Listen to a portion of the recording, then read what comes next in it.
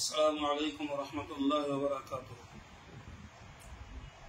সম্মানিত মুসলিম ভাতৃবৃন্দ, আল্লাহ পাকের অশেষ শুকরিয়া আদায় করছি, যিনি পবিত্র রমজান মাসের 29টি রোজা আমাদের দ্বারা সম্পন্ন করিয়ে নিয়ে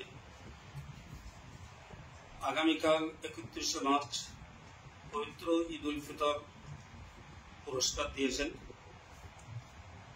পশ্চিমবঙ্গ হেলাল কমিটি অল ইন্ডিয়া সুন্নাতুল জামাতের গঠিত একটি চাঁদ কমিটি, এর বিভিন্ন জেলা অঞ্চল কমিটির প্রতিনিধিরা চাঁদ দেখার সংবাদ আমাদের কাছে পাঠিয়েছেন।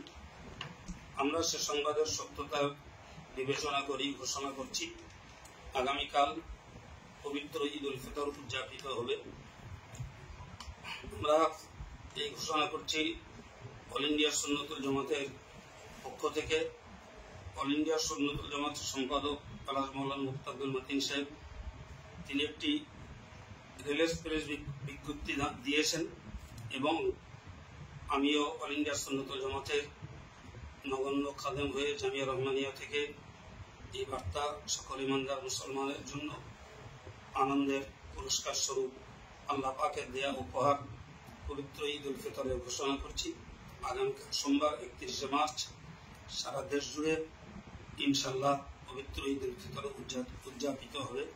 সকলকে অল ইন্ডিয়া সুন্নাতুল জামাতের পক্ষ থেকে, পশ্চিমবঙ্গ হেলাল কমিটির পক্ষ থেকে এবং জামিয়া রহমানিয়ার পক্ষ থেকে পবিত্র ঈদ উল ফিতরের প্রীতি, শুভেচ্ছা ও ভালোবাসা জ্ঞাপন করছি।